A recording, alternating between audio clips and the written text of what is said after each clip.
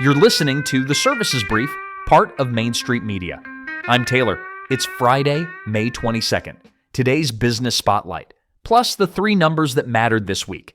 Today's Spotlight is Cross Country Healthcare, the Boca Raton-based healthcare staffing firm trading on the NASDAQ under the ticker CCRN. On May 6th, Cross Country signed a definitive merger agreement to be taken private by San Francisco investment firm Knox Lane in an all-cash deal valued at $437 million. The price, $13.25 per share, roughly a 31% premium over the prior day's close. The transaction is expected to close in the third quarter of 2026. The model. Cross Country is one of the largest U.S. healthcare workforce platforms. Travel nursing, allied health, locum tenens, permanent placement, and a workforce management platform called NFIB. NFIB is the part that matters to the story. It is a cloud-based vendor management system that integrates with hospital scheduling and HRIS systems to give chief nursing officers and HR leaders real-time visibility into internal and contingent labor, plus AI-driven forecasting on shift demand and wage trends. The staffing services generate the revenue. The platform layer is where the margin and the strategic value sit. What changed this quarter? Cross Country had been a public market underperformer.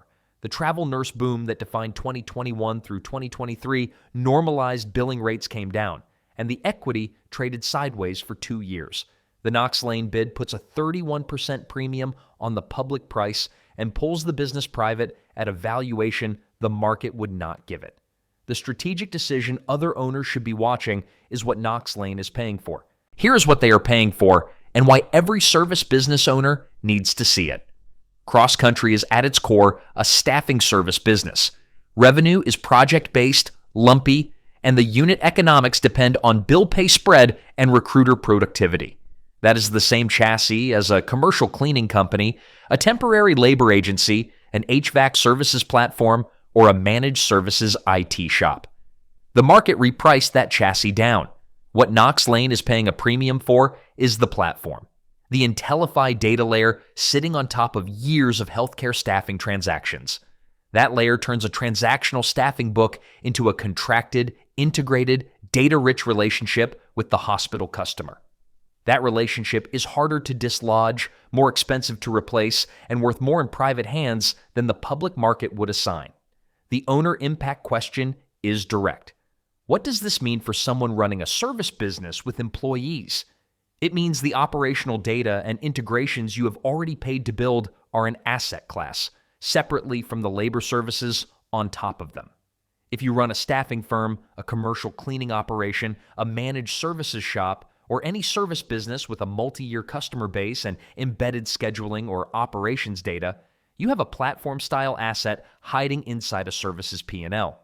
The work this quarter is to make that platform visible to your customers, to your accountant, and eventually to a strategic buyer. Productize the data layer, package the integrations, quantify the switching cost. The owners doing that work ahead of a sale capture the Knox Lane premium. The owners who treat their software stack as overhead get the public market multiple. Three numbers from the week: 26%. The net share of small business owners raising compensation in May per NFIB's May jobs report, down 7 points from April and the lowest reading since February 2021.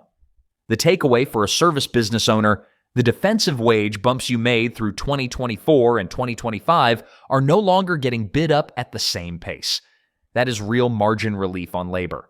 And the window to formalize a retention package for your A players opened this month.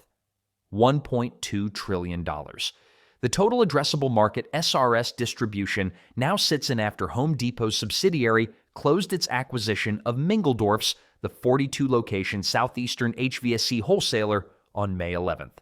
For an HVAC, plumbing, or electrical contractor, that figure is the size of the demand pool the country's largest home improvement retailer is now defending. And your wholesaler is part of the defense. Diversify your supplier base before the channel gets fully integrated. 72. Puget Collision Group's total store count after acquiring 6 former Fix Auto USA locations across Southern California.